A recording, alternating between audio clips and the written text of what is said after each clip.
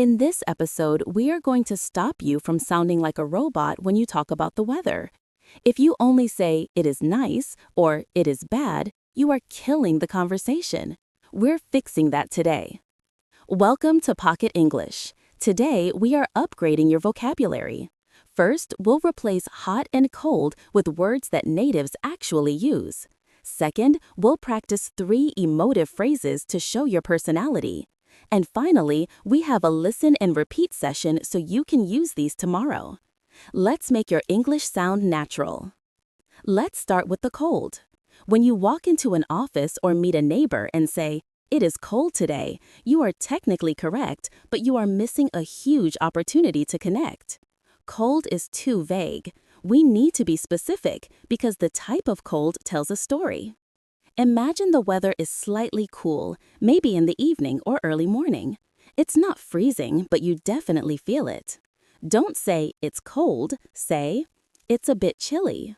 Chilly implies a light, manageable cold. It's often used when the cold is a slight surprise or just starting. Now imagine the air is painfully cold, the kind of cold that hurts your fingers. This is when you use the powerful word, "It's freezing." This word shows you are reacting emotionally to the temperature. We also love the phrase, "I'm freezing to death," a perfect exaggeration that makes people smile and agree with you. But there is a specific type of cold that is aggressive, the wind. When the cold air hits your face hard, we call it biting. So you don't say, "The cold wind is cold." You say, "That wind is really biting today." Using biting tells the listener the exact type of cold you are experiencing, making the description immediately more vivid and relatable. So, the next time the temperature drops, skip the basic cold and choose between chilly, freezing, or biting. That's your level 1 upgrade. Now, let's handle the opposite problem, the heat. Just like with cold, there are different levels of hot, and if you only say, "It's hot," you sound exactly like every other beginner learner. We need to upgrade to words that describe the heat's effect on you. When the sun is extremely strong and powerful, we often use scorching. This word is great for direct sun. You might say, "It is absolutely scorching out there. I need to find some shade." It gives a sense of danger and intensity. But heat is rarely just about the sun. It's often about the water vapor in the air. This is what makes us feel sticky and uncomfortable. We call this humidity. When the humidity is high, we use the descriptive adjective muggy. Muggy means it's hot and wet. This is a brilliant word to use because it shows you understand the conditions, not just the temperature. You could say, "I hate this muggy weather. I can barely breathe." The last word for heat is sweltering. Sweltering suggests you are uncomfortably hot to the point of sweating heavily. If you are standing on a city street in July, you are not just hot, you are sweltering. So remember our 3 heat upgrades: scorching, intense sun, muggy, hot and wet, and sweltering, uncomfortably sweaty. These specific words open the door for a more engaging conversation.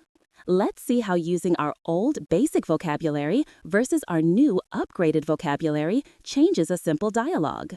We are going to listen to Sarah and Tom talking at the water cooler. Here is the basic robotic conversation. Sarah: "It is nice outside today." Tom: "Yes, it is nice." Sarah: "Is it hot?" Tom: "Yes, it is hot." That conversation is technically correct, but it's completely dead. It creates no connection and gives the listener no reason to respond beyond a monotone agreement. Now, let's try it again with our new high-impact vocabulary.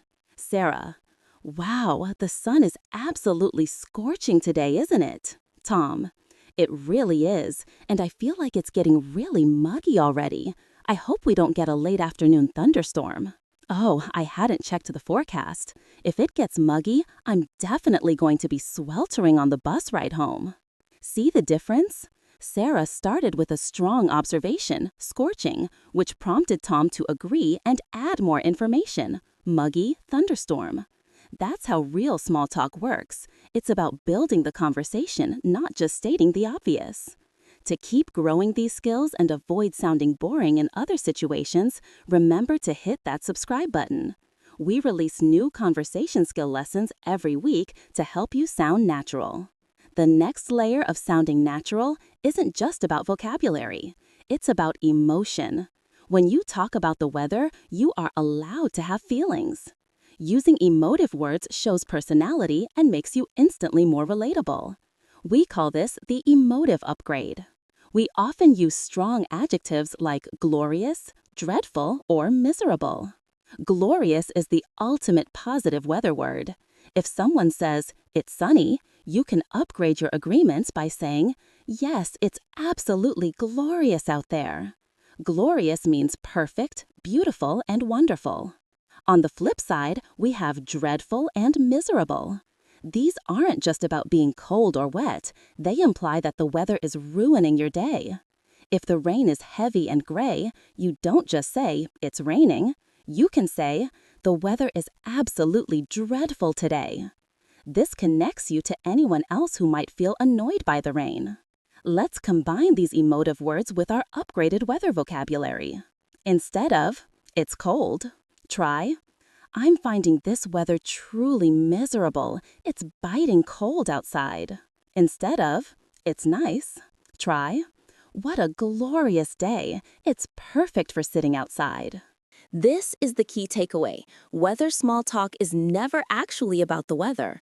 It is about sharing a feeling and building an agreement. When you use powerful words, you show that you are fully engaged and ready to chat. This is how you stop sounding rude or uninterested and start sounding like a native speaker. Let's quickly practice what we've learned. I'm going to say a simple, boring phrase, and I want you to replace the basic word with one of our 3 upgrades for that temperature. Listen and repeat after the new phrase.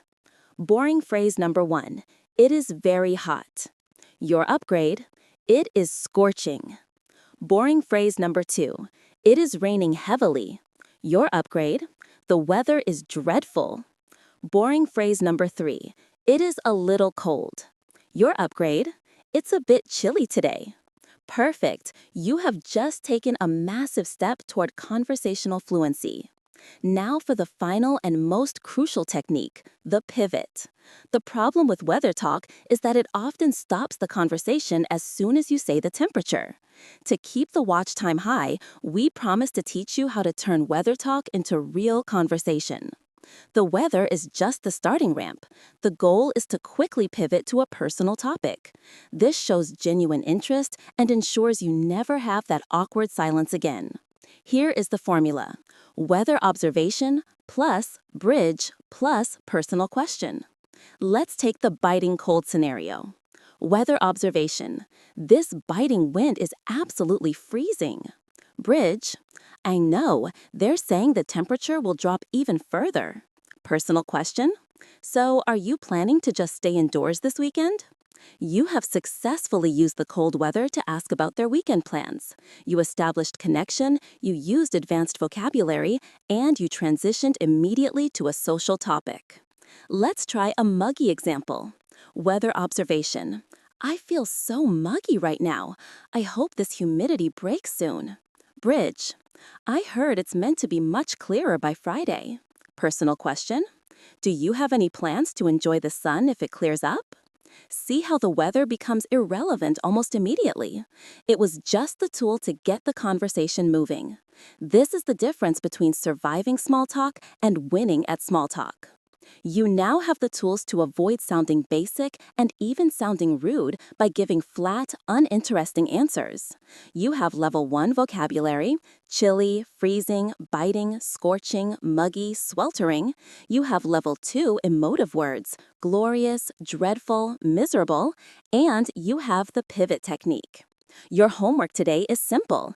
The next time you speak English, force yourself to use one word from this lesson instead of nice or good.